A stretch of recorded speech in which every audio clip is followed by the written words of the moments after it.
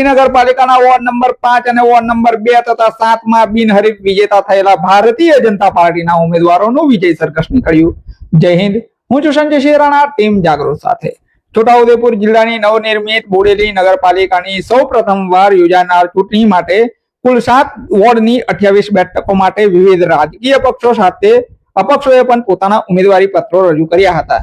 ગત તારીખ 13મી એપ્રિલના રોજ ઉમેદવારી પત્રોની ચકાસણી અને આજ રોજ તારીખ 15મી એપ્રિલના રોજ ઉમેદવારી પત્ર પરત ખેંચવાની છેલ્લી તારીખે બપોરના 3 કલાકે નગરપાલિકાની ચૂંટણીનું ચિત્ર સ્પષ્ટ થતા વોર્ડ નંબર 5 ની ચારેય બેઠકો પર ભારતીય જનતા પાર્ટીના ઉમેદવારો કાર્તિક દિલીપભાઈ શાહ, મૈત્રીબેન જયમીનભાઈ શાહ, રાધિકાબેન સંતોષભાઈ મોરે અને ઉમેશકુમાર રામદાસભાઈ રાઠવા તેમજ વોર્ડ નંબર 2 માં ગંગાબેન વિઠ્ઠલભાઈ રાઠવા અને વોર્ડ નંબર 7 માં સલમા બાનુ જિયાઉદ્દીન મંસૂરી આમ 6 ઉમેદવારો બિનહરીફ થતા બોડેલી નગરપાલિકાની ચૂંટણીમાં મતદાન પહેલા જ ભાજપાના 6 ઉમેદવારો થયા હોય ભારતીય જનતા પાર્ટીના જિલ્લાના હોદ્દેદારો સાથે કાર્યકરોમાં ભારે ઉત્સાહ જોવા મળ્યો હતો।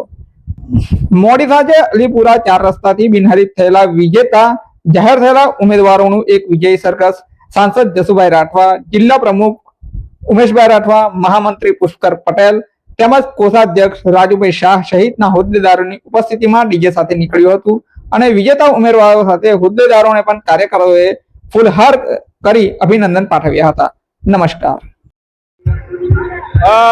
ગુજરાતની અંદર સ્થાનિક સ્વરાજ્યની ચૂંટણી યોજાઈ રહી છે અને ત્યારે આ ગુજરાતની અંદર મહાનગરપાલિકા, નગરપાલિકા, જિલ્લા પંચાયત અને તાલુકા પંચાયતની ચૂંટણીઓની અંદર છોટાઉદેપુર જિલ્લામાં જે નવી બોડેલી નગરપાલિકા અસ્તિત્વમાં આવી, આ પાલિકાની અંદર 5 ગ્રામ પંચાયતોનો સમાવેશ કરવામાં આવ્યો અને પ્રથમ નગરપાલિકાની ચૂંટણી આવી ત્યારે આ બોડેલીની અંદર 6 જેટલા સભ્યો બિનહરીફ થયા છે।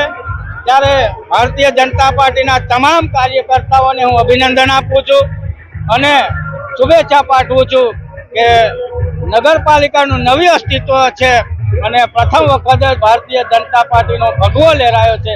ત્યારે ફરીથી સૌને ખૂબ ખૂબ શુભેચ્છાઓ।